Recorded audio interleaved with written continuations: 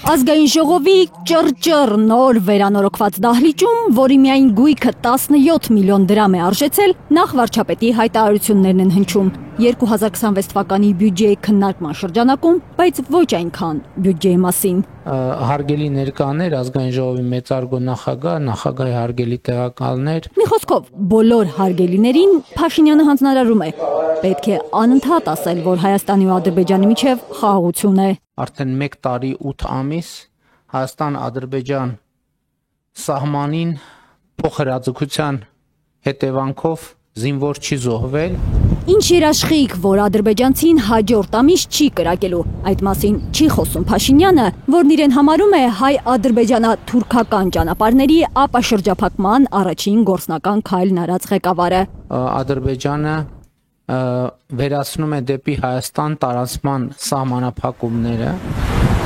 Ղազախական ցորենը Ադրբեջանի տարածքով է Հայաստան գալիս, դեռ տեղ չի հասել, բայց կապ չունի։ Վարչապետը հայտարարում է, ՀՀ պատրաստ է իր տարածքը տալ, որ բեռնատարները Ադրբեջանից Թուրքիա եւ հակառակ ուղղությամբ գնան ու գան, մասնավորապես Մարգարա, Եղեգնաձոր, Սիսիան, Գորիս երթուղով։ Այդ երթուղին հիմա կազմ ու պատրաստ է։ Այլ ընտրանք լինի, այդ այլ ընտրանքն էլ կազմ ու պատրաստ կլինի Թուրքիայի եւ Ադրբեջանի բեռնատարների տրամադրության տակ։ Իմ հայտարարությունը վերաբերվում է բոլոր ուղղություններով, որովհետև կարող է պարզվի ինչ որ մի ուղղության նկատմամբ հետաքրքրություն կա եւ մենք ուղղակի այսպես դահլիճային պայմաններում դա չենք արձանագրում։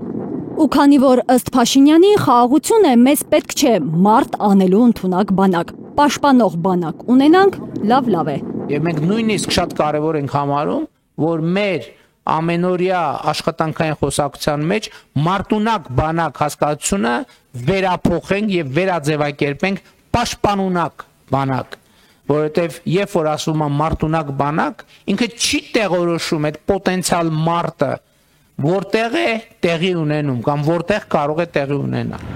Փաշինյանի մարտերը ՀՀ սուվերեն տարածքի ներսում են ՀՀ քաղաքացու հետ, որը մի ժամանակ ըստ նույն Փաշինյանի հպարտ էր, հիմա հերոս հարկատու։ Թթվասեր։ Չէ, Փաշինյանը նկատի չունի քաղաքացին թթու սիրող է։ Լավ թթվասեր չի առնում, հաց առնում։ Փաշինյանը բյուջե 2026-ի քննարկումների ժամանակ հենց թթվասերի օրինակով է բացատրում, թթվասերն են նիսյա են կառնելու։ Թե ինչ ճակատագրական նշանակություն ունի պետության համար քաղաքացու առանց ՀԴՄ առևտուր անելը։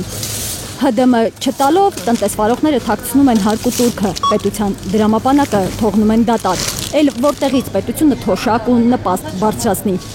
Իդեպ 2026-ին թոշակ ու նպաստ չի բարձրանա։ Անկանխիկ գործարքների դեպքում ծախսերի ինչ որ տոկոս վերադարձնելու խոստում կա միայն։ Մեկ էլ հաջորդ խոսույթն է նա, որ կառավարությունը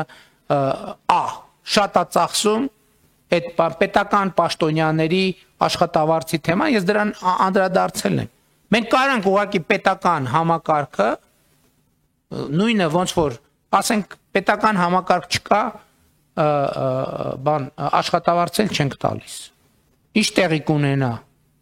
Ամեն ինչ կկանգնի, բացարձակապես ամեն ինչ։ Եվ ուրեմն վճարիր հարկատու, որ պաշտոնյան բարձր աշխատավարձ ու պարգևավճար ստանա ու տրամադրվի փողոց, դպրոց ու մանկապարտեզ կառուցել։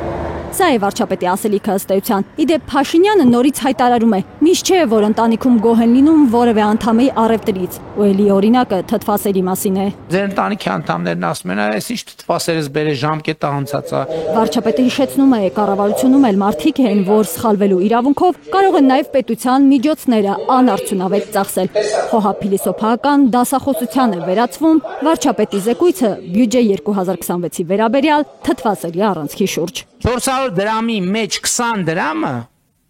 ներողություն, 20%-ը, չէ, նույնիսկ շրջարկի դեպքում մասնագետները խոժոռված ինձ են նայում, որպեսզի այդ նրբությունները չեմ ընդգծի, թե ինչպես է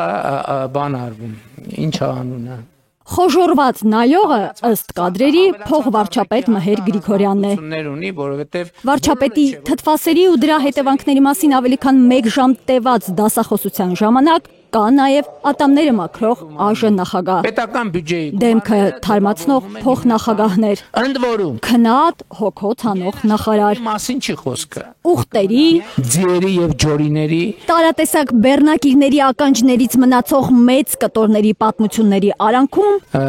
ականջը մեծ կտոր է։ Փաշինյանի 2026 թվականի բյուջեի նախագծի մասին զեկույցից 1-2 հստակ բան է հասկանալի։ Հայաստանը նախատեսում է ավելի քան 15%-ով կրճատել պաշտպանության ծախսերը։ Գործադիրը 5-4% տնտեսական աճ է խոստանում ու հավաստիացնում, որ վերջապես կներդրվի առողջության պարտադիր ապահովագրությունը։ Շնորհակալություն։ Արփիս Քեսյան, Միլենա Պողոսյան, Արմեն Ապրեսյան, Հայլուր։ Ընդմիջում 10-15 րոպե։ Հայաստանում ու աշխարհում տեղի ունեցող իրադարձությունների մասին առաջինն իմանալու համար բաժանորդագրվեք մեր ալիքին, սեղմեք զանգակը, որ բաց չթողնեք ամենահրատապը, կարևորն ու հետաքրքիրը։